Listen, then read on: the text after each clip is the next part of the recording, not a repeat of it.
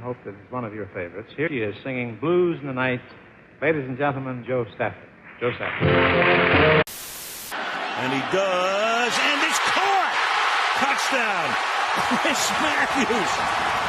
How crazy. With the first pick in the 2009 NFL Draft, the Detroit Lions select Joe Stafford, quarterback, Georgia. Good kick up into the air. It is loose and recovered by Seattle. Chris Matthews. So let's get started.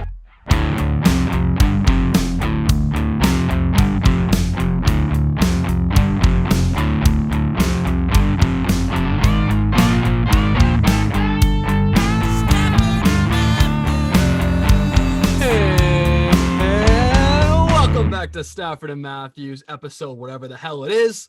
We're back. Month hiatus. There's been a huge lapse in content, available stuff to do. It's been a relatively quiet offseason up until the last week and a half. And then everything exploded at the same exact time, which I guess is good news for us, right? Anyway, Joe Stafford, Chris Matthews, Intern Kevin in the building. And before we start the show, we have some exciting news to announce. Chris and I have been afforded, or not Chris and I, let's say the show. Let's say the show has been handed a pretty amazing opportunity. Chris probably takes credit for a lot of that anyway. But regardless, got an email 2 weeks ago from Religion of Sports. If you guys do not know what Religion of Sports is, it is Tom Brady and Michael Strahan's media company. In that email, me and Chris were asked to be interviewed for the Tom Brady documentary coming out next year, exclusively on Religion of Sports, which is absolutely huge news. And we are flattered and honored to even be considered for that. Chris did the interview on Monday. They used me to get to Chris, shocker, but it worked out. Still a great exposure for the brand and everything. And that went down on Monday. It went well. Chris, how did it go from your perspective? I mean, it was great, man. I had a great time with the sound tech and everybody.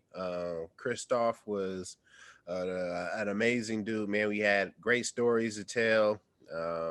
It was fun. It was a great time for me. My family loved it. I can't wait to see what it looks like, what it sounds like. And definitely keep an eye on that if you guys are interested in watching over the next fall season. This will be releasing in different bits and pieces on that. Chris will be appearing on the podcast section of it. I'm sure he'll be making an appearance or two on the video aspect as well. Just some highlights from his infamous Super Bowl 49 game in the playoff series in general. But Chris talked about a lot of stuff from coming from rags to riches, kind of coming from, working that Foot Locker job, working that security job, and coming up, practice squad, making that debut in the playoffs. And obviously, you guys know the rest, the fairy tale story that is Chris Matthews himself, our favorite co-host on this show and on this network. So we're very excited for him. And there's more stuff to come down the line. We will not reveal anything. Nothing is set in stone. We do not want to count our chickens before they hatch. But exciting stuff's on the way for Stafford and Matthews' brand, and we could not be more excited to take you guys along for the ride. We broke the news to Kev right before the show. Kev, want to give our viewers a little bit of a preview of what's to come. We kind of told Kev some stuff we're not going to tell you guys right now. But Kev, what was your impression of that stuff? I'd say expect the unexpected. Expect the unexpected. That's I like that. That's a good one. That is a really good one. I like that a lot. Okay, enough lollygagging and everything. We're going to get right into the NFL content stuff. And I always say right into it. We take a 5 to 10 minute break at the beginning of the episode before we even get into the content stuff. Have you noticed that? We started doing that a lot lately. So We need it though. Yeah, Just we get warm up. Right, freshen up, tighten up, and then we're good. Yeah, we warm up into it. We kind of ease into it. I like that about us. We don't have the urgency. Exactly. Okay. We don't press record. We don't just press record. We press record and we get into it. We're authentic. Anyway, first order of business. Today is what? July 22nd. Thursday, July 22nd, 2021. And some pretty shocking news came down the line. The NFL sent a memo to all 32 franchises in the organization regarding unvaccinated breakouts for COVID-19 in the upcoming season. Basically, the memo said that all unvaccinated outbreaks that prevent a game from being played will result in an immediate loss for the offending team. That was pretty broad language, and we have a couple of questions about what that's going to look like in reality. A couple questions right off the bat is going to be the treatment between unvaccinated versus vaccinated breakouts, and I'm going to get into that. I have a whole rant planned for that because I have a problem with how the language is worded in this memo. And number two, if there's breakouts on both sides of the ball in both teams, how is that going to play out if it can't be rescheduled? Is it going to be a tie? Is it going to be a dual forfeiture? I don't know how that's going to work. So we have to wait and see on that. But I'm going to start the show off with this rant. This memo is medical discrimination. And it's also discrimination on the half of the NFL regarding their own COVID policy. So as of right now, the NFL is not requiring COVID vaccination to play in the league this season. That's just the language that I'm working with here. As of now, July 22nd at 9:54 p.m., the NFL is not required vaccination. So right off the bat, this memo is targeting unvaccinated players. The NFL, along with every organization outside the NFL, any business office, any medical office, any restaurant, etc., has a responsibility to protect their employees as much as humanly possible during a pandemic. That's what we all agree with. And I think that's a good premise to start off with. The issue is how people are now being treated because of their vaccination status, which is also a private thing. An organization cannot legally ask you about your vaccine status unless it's being required. And so the NFL sounds like voting. Exactly. And so the NFL as of right now has not required vaccination. So this is where the issue lies. If the NFL treats unvaccinated players worse than vaccinated players without requiring vaccination, and now comes into cutting their paychecks and cutting out wins for their team and cutting out losses for their team, that is morally reprehensible and it's wrong for a number of reasons. It's medical discrimination.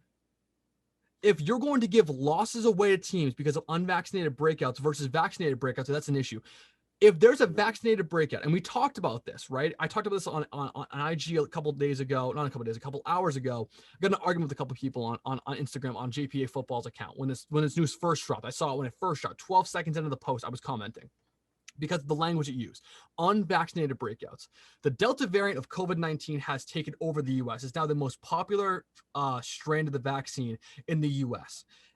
And early studies suggest a lot of the vaccines like Johnson & Johnson and even Moderna have shown an inability to stop the Delta variant from infecting people. It's lowered the kind of effects COVID has, right? So it's more mild versus severe. And that's a good thing, but it's still infecting them, right? And as long as it's infecting any player, vaccinated versus unvaccinated, it causes an issue within the locker room because vaccinated players can still spread COVID to unvaccinated or to other vaccinated players. That's just how disease works. Chris, you've been in the locker room before. How dirty is the NFL locker room? 53 guys showering together, changing together. It's a dirty place. That's just how any locker room works. No matter how pristine it is, you're still going to be able to spread anything very easily in those kind of close quarters. So the issue that I have, if there's a vaccinated breakout and a game is rescheduled without loss, and it's an unvaccinated breakout with no attempt to schedule a reschedule, and you're giving it an automatic loss, that's medical discrimination. That's playing into terrible hands when it comes to players' own ability to choose their own medical paths. And it's just flat out wrong. And this is not being an anti-vaxxer. This is not me trying to discourage from being vaccinated. This is me morally supporting the right for someone to choose their own medical decisions, whether or not that's religious, whether or not that's health related, whether or not that's just a personal thing you don't want to do. I support someone's right to choose what they want to put in their system. And that's across the board. I think vaccination is a good thing for people that are medically, disabled. Yes, I do. I think it's an important thing to do, especially if you're fearing for your life or for your loved ones. I think it's a very important thing to do, but I support the right to choose. The NFL, as I said earlier, has not required vaccination. Until the NFL requires vaccination, this rule, in my opinion, is unwarranted, unmoral, and I think needs to be amended. Chris, what are your thoughts on this coming out the gate? Because Chris does not know about this. I just broke the news to Chris now. He's been with his family all day. Chris, what are your early impressions of this rule? I'm right there with you, Joe. I don't believe that this would, in any shape, form, or fashion, would be fair to staff members who are just in the who are in the facilities, who are helping with a multitude of things for the team. You got the actual coaching staff, you got the actual players. Like, it's a lot of people that go into it, which, yes, in some sense you want people to be safe, and I am a firm believer in being safe, but to forfeit a game because you can't reschedule due to COVID, like that's beyond me.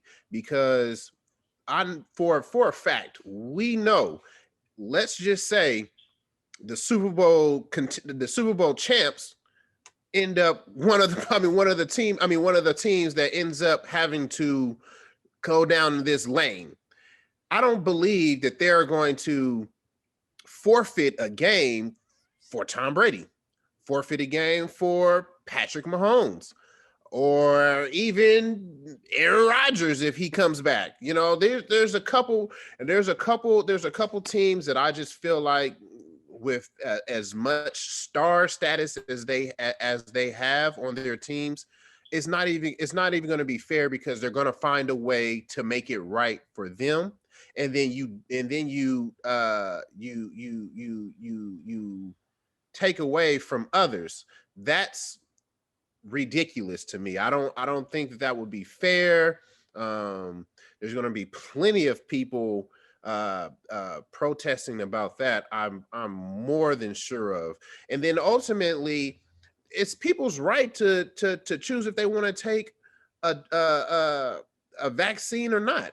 This doesn't, like you said, Joe, this doesn't cure COVID, because it clearly shows that people who are vaccinated are still catching COVID. And like you said, yes, again, like you said, there's still chances of you catching it, and it won't be as bad for you if you have the vaccine. Yeah, I hear all that, but still, you should not have to lose out on money, lose out on a game that's very important to you, because you believe that your body and your mind is that you don't want to take this vaccine because you don't believe in it. First off, America hasn't even made it believable for us. To come out so fast with a vaccine. I've been hearing so many conversations today, honestly today, about people are bringing up the swine flu and chicken pox and all of this other stuff. Well, first off, we got to understand of the time period of when these vaccines and these shots were going out for these specific diseases. There was years in the making. There was years before they even allowed the masses to take drugs for these diseases. And then you turn around, and because it's done shocked not just a country or a city, something small, it's affecting the world. Now we have to move in months to come up with a vaccine that nobody knows if it works or not. And now we clearly see that Johnson & Johnson and Pfizer has been inadequate. So how is it that you can sit up here and then pull out a memo like this and say that, yeah, we're going to have to forfeit games if we can't reschedule, and it's because it's due to COVID? Like, and in all honesty, in my mind, if I'm the owner of a team, I will want us to drag out the NFL season as long as possible. That's more money on the table. People are going to be even more anxious to go see these players out there playing. You buy a ticket on Thursday and the game is on Sunday, then it gets canceled. Either you reimburse them for their money, or you tell them, hey, come back to first week of February is usually a Super Bowl. You would say, all right, the first week of February, we'll squeeze in this game, come out, and we'll allow you to come in and validate your ticket. Like, that would make more sense to me. Or push it even further than that. Make the season even longer for certain teams who had to go through COVID protocols. I feel like personally that would make more sense to have people come out even more for your teams, because at that time at the tail end of the season, that's when games are a little bit more critical. You know, you go out there and you're playing now, you have an even more game plan for, I'm speaking for teams, you have more game plans because they had to reschedule your game and they push it to the end of this year. Now you get to watch the team that you was about to play against other teams, and you develop more information on the team to make it that much more competitive for you to go out there and play them in a game. That all of that makes more sense to me. But just to sit up there and just say you're going to forfeit because John doesn't want to take the shot and they're not passing the 85% rule, like that's just asinine to me. Like, it doesn't make no sense at all. And I know for a fact, because they've done it in years in the past years, where their superstars are being affected by whatever it is in life, they will find a way to restructure it for them to allow them to continue on with their career. But no, not for none of the other guys that's down low, that's down on the totem pole. So I'm not with it, and hopefully it doesn't happen. But we're gonna have to figure it out, because I'll be out there with you guys. I'm gonna go out there and protest with them if it has to come down to forfeiting games and other people aren't getting treated fairly. Either way you look at it, it's a logistical nightmare. Right. Like for the league, for the players, for everyone involved, logistical nightmare. And the league has to do something about it. Just because I think they're taking a lot of heat from a lot of people that are strong in their belief of choice, and not even choice, because the NFL is still, quote, allowing choice, but it's kind of being a central theme about a lot of institutions around America. Like, for instance, colleges are allowing vaccine to be a choice option, but only if you don't move into college, or workplace. You came back to workplace and just get the vaccine, stuff like that. So is it really a choice? I would say no, as a lot of these institutions are kind of forcing you, or not forcing you, but pushing you to get it and everything. And like I said, I'm not anti-vax. Like, I'm not an anti-vax guy. I just think it's wrong. Right. When organizations guise it in a certain way, where they say, oh, you don't have to get it, but if you want to, be a normal human being or return to normal society, you have to get it. Stuff like that. That's where I find an issue. So either way, logistical nightmare. It's going to be a long ride up to the beginning of the season for a lot of this stuff. And also, I just want to say, I'm sorry for cutting you off. Also, I want to say I'm not anti-vax either. I personally feel like if America comes up with a vaccine that is understood, tested, battle tested, and then it's coming out to where it's a 95% chance of being, 95 percentile of being tested and is working, then I would definitely go ahead and be all for it. And they wouldn't have a problem with it either. No one else in this world would have a problem. Not construction workers, nurses, doctors, teachers. Nobody would have a problem with it if it was just battle tested and it was scoring in a 95 percentile. Like, nobody would have a problem with it. But it's the fact that we've watched people die off of taking Pfizer and Johnson & Johnson and having bad reactions to them is where America, the masses, is having a problem with. Right. And not even actually, I think it's the Delta variant that's really causing the issues with that as well, because you're seeing the effects more of, a lot of the vaccinated players or vaccinated people in general still contracting COVID because of the increased aggressiveness of it in the Delta variant itself.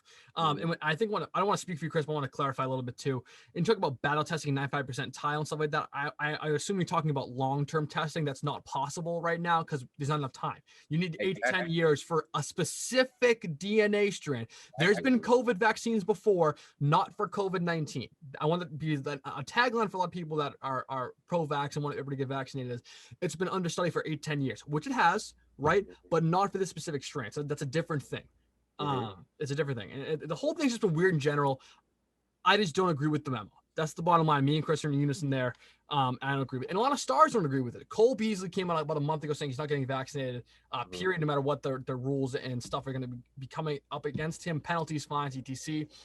So we'll see what happens with that as well. This broke about 20, 30 minutes after in a since deleted tweet by DeAndre Hopkins saying he is now, quote, questioning his future in the NFL because of this amendment made in the memo sent to teams today. I think stars like DeAndre Hopkins coming out against this memo is a great thing because it shows not only player unity and player development in terms of political issue, but also just sticking up for the little guys, like you said, Chris, because you know for a fact if one of these stars who's vaccinated or unvaccinated starts an outbreak, it's not going to be an issue. But it's if a lower guy on the totem pole, a fifth or sixth string receiver starts, it's going to be, no mercy. It's going to be a nightmare for that player and his family and for the organization in general. So we want parity. We want fairness, and we want it to be straight across the board. No matter who starts the outbreak, vaccinated or unvaccinated, have the same position. Because if it's not, it's inconsistent and immoral, and I disagree with it completely. Right. That's our 2 cents. Kev, give me your SparkNotes version of it. I think you guys hit all the points that I actually fully agree with. Like, I think you guys hit it on the head. If somebody doesn't want to get vaccinated, they shouldn't get vaccinated, and the NFL shouldn't have a problem with that unless they make it mandatory, which makes a lot of sense to me. Yeah, that's the key too. If it's not mandatory, the memo makes no sense. It's not mandatory. That makes no sense at all. Yeah. And on top of that, I just want to say, when we're talking about stars, I want to say this. When we're talking about stars, for me, in my eyes, when I hear a star taken up for the little people, for me, I'm just going to say this, and I have nothing against DeAndre Hopkins or anybody else that is making a stand. But in all honesty, we all know that quarterbacks makes the final decision, well, the first and final decision for their team because they are the head of the team. Now, that's who I mean by when stars talk about it, because everybody else, they can talk about it and tweet about it and and you'll probably have a conversation here and a conversation there, but it's not going anywhere. Now, if the quarterbacks go out there because they're the highest paid, they're the ones that everybody is counting on and they trust and all of this and whatever. Now, if they go out there and they start voicing their opinions and actually start sending threats like I'm going to retire, then I think things will change. But it needs to be the right stars. Tom Brady, Aaron Rodgers, Patrick Mahomes. And so is D-Hop not in that category for you? No. Okay. No. Great player. Only quarterbacks. You want the quarterbacks to do it. Only quarterbacks. Okay. That's fair. I think it's probably a fair statement. I mean, I think quarterbacks get more airtime and more influence in the front office and in the league in general. So I think you're probably right about that. So will we see it happen? Probably. I mean, all signs point to no. All signs point to no. We've seen the NFL lockout and seen what the quarterbacks did then. So yeah, 100%. So I'm with you with that. Okay, that's our COVID talk. I don't like COVID talk. I hate it. But when it intersects from the show and directly intersects, our favorite teams and our favorite organization, that's when we need to step in and make our voices heard. So that's what we wanted to make sure we lead the show off with that. Next thing, Chris, your team made a splash. The San Francisco 49ers have extended Fred Warner to a record-breaking deal. Chris, what are your thoughts about extending your middle linebacker and having him be pretty much the captain and leader of your defense for the next probably 12 years? It's amazing. You know what it reminds me of? Patrick Willis when he was out there. When he was out there making all the plays and he was getting the big contract and everybody was on him. We were on fire. That was our defense right there. That was a defense that reminded me of winning championships. Like now that we have this defense somewhat set in place, I feel just a little bit more comfortable with going into this season on a high note. And why I say that is because we still have a couple things that I really want to be ironed out. And I think we can still do it before the season starts. But, I'm not going to hold my breath. Who am I? They're not going to listen to me. I'm just a guy that's sitting on the camera just talking about him and trying to big him up and help him out. But, hey, they think I don't know what I'm talking about. But, Fred Warner, man, he's well deserving of this contract. And I 100% believe that they believe the same thing, because he literally got the maximum amount of money that you could have got out of this contract deal. Yeah, I personally like it. To clarify, 5-year, $95 million with $40.5 million in guaranteed money. That's a whole lot of cash in that man's back pocket. Woo! Amen. Hey, that sounds like the best. That sounds like the best linebacker in the game. I don't know. Is he the best linebacker in the game? I don't know. We're gonna find out this year. We probably gonna get it this year. I guess we're gonna find out. But yeah, definitely a big news for Fred Warner and the Niners. Well deserved. I think he's one of the best middle linebackers in football. He has the youth, the experience, the leadership, the playing ability, zone, man, blitzing, tackle, zone. He's unbelievable. Great player, deserved the contract. I'm glad he got signed. Absolutely. Next on the list, unfortunately, the NFL has experienced a large amount of arrests. And they're not all for the Cowboys for the first time in history. So that's interesting. But anyway, unfortunately, these are kind of guys that Chris has been attached to a little bit, his former teammates. 2 players we're going to focus on right now who actually got pretty publicized headlines and everything. Frank Clark and Richard Sherman. Now, Frank Clark got stopped at a traffic stop for a traffic violation. They found an Uzi in the back of his car. He's being tried on felony charges for unlawful gun possession. And for me, just talking about Frank Clark specifically, you just got to be smarter, dude. I mean, like you are a millionaire. You have a lot of fame to your name. You have the ability to first of all legally buy the guns, legally store them, and you have the ability to be a responsible gun owner. And that's come down to me. Frank Clark, wonderful player. I'm sure he's a great guy. Chris, I know you know him personally, so I'm sure he's a great guy and a great friend. But bottom line, gotta be smarter. You're in a great position. You're in the best position anyone can possibly expect to be in. Signed a new contract, playing defensive end for Super Bowl champion Kansas City Chiefs. You have youth. You have the best quarterback on the damn planet for the next 15 years. Like, don't mess this up. You have the war by the balls. Don't fuck it up. Yeah. And that's my main point to Frank Clark. But Chris, you want to speak on that real quick? No, I'm 100% with you, man. You have to be smart when it comes down to guns, because our country is so divided when it comes to gun ownership, and whatever side you fall on, I don't care, whether you like guns or you're not.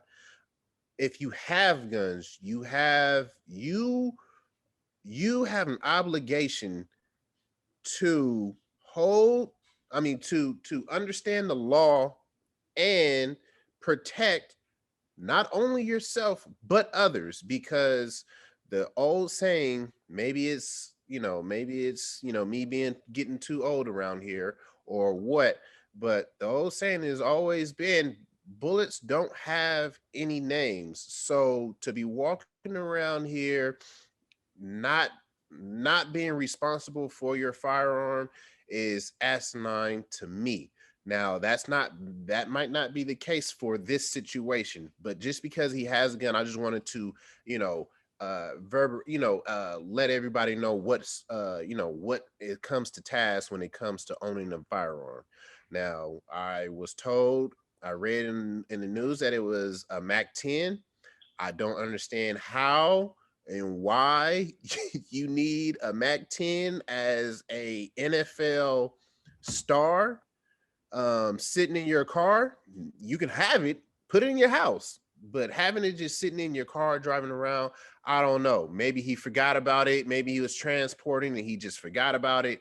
I don't know. We don't know the full details on it. We'll find out on something soon. But ultimately, I feel like Frank Clark definitely is a smart guy, and maybe things just probably was happening too fast at one point in time, and he just simply forgot. Things like that happen. I just feel like it needs to be somebody in his camp needs to be a little bit more cautious about what's going on around Frank Clark. Nail on the head, man. I mean, nail on the head. And that's coming from a player's perspective. I think you hit that nail on the head right there. On to the better well-known aspect of this. Richard Sherman was arrested on aggravated burglary charges. There's video of him trying to break down a door. There was a 911 call claiming he was suicidal and there was something going on. I know personally from watching billions of interviews and watching him speak at Stanford and knowing him as a player, this is the most out of character thing Richard Sherman could possibly do. Sherman's a composed guy in the locker room. He's a smart guy. He had like a 4.0 at Stanford. He knows what he's talking about. He's calm, composed, he's collected, and he's a smart individual. So seeing this happen makes me really, really, truly wonder what's going on in his personal life. There's something going on. I think he alluded to that on his Instagram story as well. This is the most out of character thing I could possibly imagine for Richard Sherman. And I think he just needs a break from whatever's going on, whether it be depression or whether or not be family issues or relationship issues or just anything going on in his personal sphere. There's something going on, obviously, that's deterring him and making him act out a little bit. I think this is a one and done deal. I do not think Richard Sherman is like this at all. I think this is just him making a drunken mistake and him feeling very bad about himself in a situation. I think this is going to be a one-time blip on the radar for him. I'm wishing him nothing but the best in recovery. I think the courts will see that, considering all this community service and what a leader in the community he is, both in Seattle and in San Francisco. This couldn't have happened to a better guy. And so I really do feel for him. I hope he gets the help he needs. I hope we see him on the field come September, and I think we will. Because I think, like I said, I think this is just a one-time thing. I'm rooting for Sherman. I think this is a one-time thing, and I really do hope that he can get it all together. Chris, knowing Richard, being friends with Richard, I'm sure you saw the video. What are your thoughts and impressions about that and in the whole situation at large? Yeah, I watched the video. Quite disturbing for sure. And I knew that these questions were going to be brought up, whether it's from other media outlets or even internally in our podcast. I knew that was going to happen, and I don't have anything to say about it. To be honest with you, it's a touchy situation, only because mental health is real. It is very real. I don't care about whatever substance that he was drinking on or whatever it was. I don't care. Mental health is real. We play a violent game, so much so that people are literally losing their lives by their own hands. We've had Hall of Famers lose their lives by their own hands. And I don't like it. I don't even want to get into Richard Sherman and anything else. I just want to say, Sherm, bro, you listening? I'm 100% behind you. Whatever it is that you need, I'm here for you. You're on a way different pay scale than I ever was, and so you're probably set on whatever you need physically, materialistic, and even socially when it comes to family and friends. But you also have one right here, and I'm here for you, bro. That's all I'm gonna say with it. I'm not going to comment on nothing else that was going on with that one. Beautifully said, Chris. I think that's probably one of the best things you could have said in any situation possible. So get well, Sherm. We are on the Sherm train on Stafford and Matthews for sure. Absolutely. But yeah, so we hope he gets the help he needs, and we hope to see him in September. I think we will see him in September. But that's where we're going to leave that right now. Another thing, terrible injury happened to one of the Los Angeles Rams' brightest young stars, Cam Akers. The second-year running back tore his Achilles pretty brutally, apparently, in training before training camp even opened. He is now out for the 2021 NFL season, and it sucks. It sucks for a number of reasons. Obviously, for Cam, he came on, was electric down the stretch of the Rams, especially in that playoff game against Seattle. Had a phenomenal rookie year towards the end. We're expecting huge things for Cam Akers with Darrell Henderson at his side. I mean, we were expecting massive numbers, both in through the air and on the ground. and he goes down. And it's just so unfortunate. I'm a fan of the kid. I want to see him succeed. I want to see that Rams team succeed because I love them now with the moves they made in the offseason. Outside of Cam Akers, just for the team itself, you got Matt Stafford. You got the quarterback that I think a lot of people believe could be, the overarching factor in putting you in a Super Bowl again or not. I mean, Absolutely. that's what people are expecting.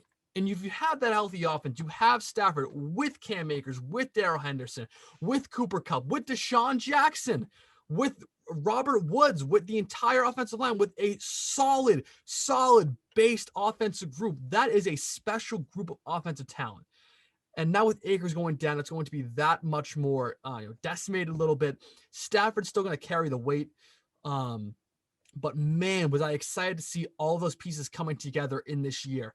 And I hope he gets healthy. I hope we see him the year after this.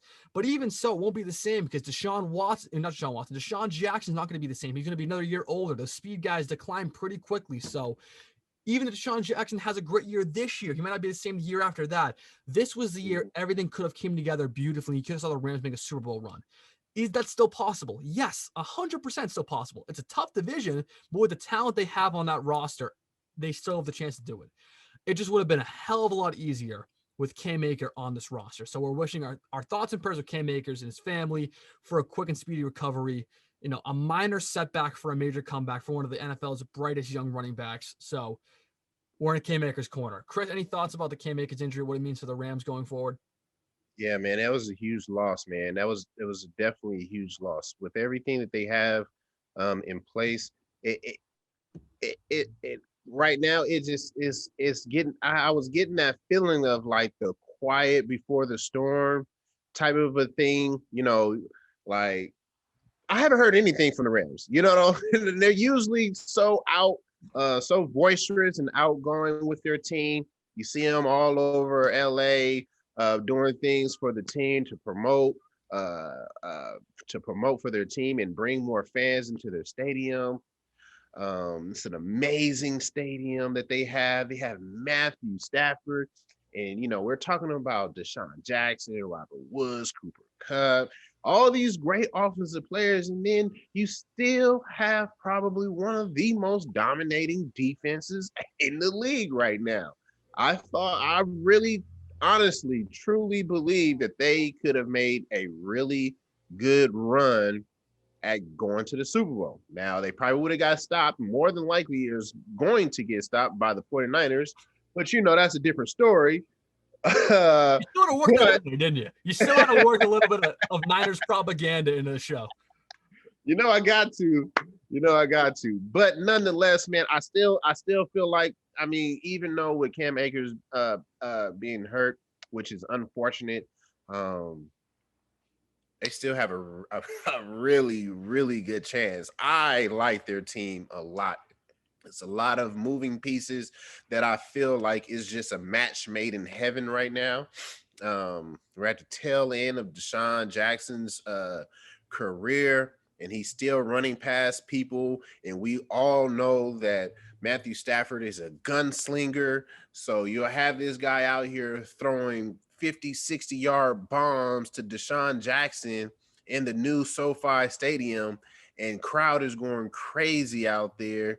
It would be a very tough place to play in and try to get a win out of. But we'll see. We'll see. Cam, I'm praying for you, brother. Hopefully you get a speedy recovery back.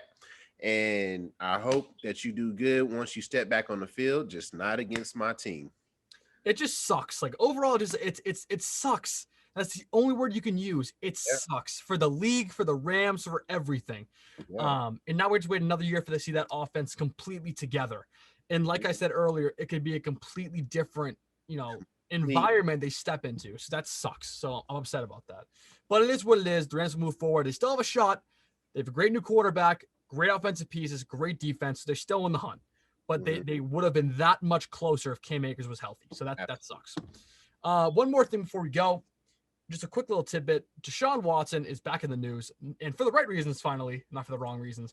Not about his allegations, about the Philadelphia Eagles. Adam Schefter and a slew of other analysts have talked about Deshaun Watson lately because the Philadelphia Eagles are now viewed as the favorite for Deshaun Watson. Not the Texans anymore. The Eagles are now the favorites to have Deshaun Watson on the roster for week 1. That's dumb. Yeah, I don't know how to feel about that either. I don't know how to feel about it. I wanted to let you guys know. I don't really have a take prepared for that because Deshaun Watson, at face value, is one of the best quarterbacks in the league, one of the best young quarterbacks in the league, has youth, experience, the whole 9 on his side. Allegations-wise, he's not the most popular player in the league right now. A lot of legal issues down the road I'm sure he's going to be facing. We're not even sure this guy's going to play this year. Mm-hmm. We're not even sure about that. So that's where the issue lies. You also have Jalen Hurts in the roster. I'm getting the real tingly feeling, like a Scooby sense in the back of my neck, that they just don't like Jalen Hurts. Like, you traded away Carson Wentz, but like it still feels like they don't want to commit to the guy. And like, I don't know if that's a good thing or a bad thing. I just think it's not consistent. Like, you trade away Carson Wentz, you free up some cap. You draft him in the second round last year. He plays decent last year with a pretty banged up Philly team with not a ton of talent on the offensive side of the ball. Like, you'd think they'd want to commit to him, but everything seems to be pointing towards the opposite. So I'm not really sure how I want to read that. Do I think Jalen Hurts has potential? Yeah. Is Deshaun Watson better? Yeah. Is there a ton of complication in trying to trade for Deshaun Watson? Hell yeah. So I don't know what to make of this situation. Why draft Jalen Hurts if you're not even sure he's going to be your guy? Like, there has to be some kind of assurance to go into drafting these guys at such a high pick. Like, it wasn't like he was the 30th pick. You know, like, come on, man. Like, it doesn't make sense to me because now it's not even fuel to this is fuel to the fire for Jalen Hurts, but it's the wrong fuel to the fire because his fuel is going to be aimed at his team, not at nobody else's team, his own team. He's going to be sitting up there trying to throw the ball or run extra hard to look at his team like, yeah, I did that. No, this is not an I thing, my guy. This is a team thing. This is a we thing. And after a while, if it does happen that he's worrying about his team, people are going to understand. People are going to notice that. People are going to see that in the locker room. Hey, what's up, bro? Like, you looking like you worried about yourself right now. Like, you know that you could have threw the ball, or you probably could have slid, or, you know, something, anything can happen. I just feel like this is just the wrong fuel to the fire and is ultimately going to hinder Jalen Hurts. And I personally believe if I was him, I'd play it out. Whatever happens, and I'm out of there. As soon as I get a chance, I'm out of there. You didn't even believe in me. Now you want to believe in me after everything is said and done. For sure. Like, you even drafted me. You shouldn't even drafted me. You should have and the Eagles reached a little bit too, because Hurts' stock as the draft was coming up was going to be 3rd round, maybe 4th round. That was where he was slated to be drafted. I was at the combine. I scouted this guy in person. I like him a lot. I was hoping Patriots would scoop him out with their 71st pick in the 3rd round. I thought that would have been a phenomenal pick. Not only because of fit, but because he has Cam Newton, who's basically Jalen Hurts, except 10 years older. Like that's who the player is. And so that would have been a great fit. I would love to see him in the 3rd round to the Patriots. But now he's on the Eagles, took him basically a round ahead of where he was supposed to go, and they don't want to commit. So that's just weird to me. That's just an odd thing to me. I don't know if that's something they see in practice, something they saw in game film last year. I don't know what they're thinking in general. I don't know if it's a good move or a bad move. I'm just surprised. At the bottom line, end of the day, I'm surprised.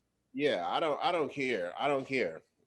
You shouldn't have drafted him. Like, this guy is a transcending quarterback. Like, let's be real here. He is a guy who is capable of transcending the game. I personally believe that. I am a huge fan of Jalen Hurts. And then you to go out here and to do this. First off, who is he learning after? The guy that you let go. So how can you get mad at this guy because you didn't put him behind the guy that you don't like and it told him, hey man, figure it out. How does that make sense? Like, you need to, okay, boom, he's gone. You're my number one. Listen, I need you to go X, Y, Z. Complete all those, man, and then we can get on. We can move on from something else and do and go and reach other heights that are ridiculous. But to simply just not even care for this dude, then why'd you even draft him? Why'd you even put him back there? It doesn't make sense to me, and I don't like it. Deshaun Watson, hey, you go there. I hope you kill, bro. I'm just trying to defend Jalen Hurts' side because it makes no sense.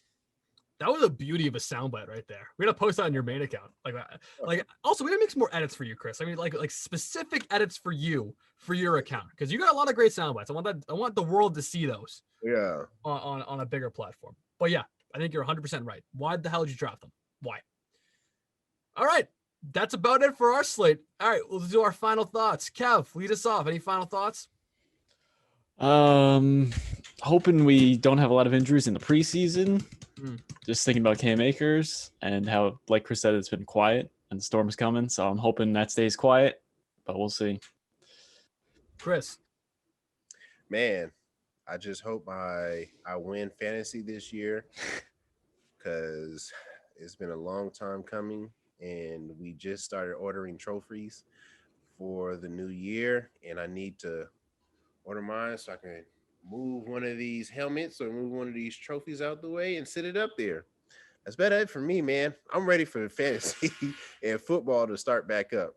There we go. My final thought, it's kind of an announcement. Chris is coming to the East Coast. little post-show announcement. Chris is flying out here for a little golf and content weekend. Hopefully Kevin can get down as well. We're going to do some content stuff, hiring a videographer. If you guys know anybody, send us some suggestions. Photographer. We're also going to rent some studio space and do a live broadcast from a professional studio, which is a really cool development for us. We'll have a bunch of content coming up with that. A new line of merchandise coming down the line as well. I'm working on some designs for Chris specifically. Chris has already seen some of them. They look dope. And no one wants shirts from me because I'm not famous, so it's okay. I might still make him make myself feel better. You are famous, Joe. I am famous. I'm famous in my own head. Actually, I'm famous at my bar. I make a mean mudslide. I'm famous at my bar. I make a mean mudslide. But, yeah, a mean mudslide right down your chest, huh? Let it happen.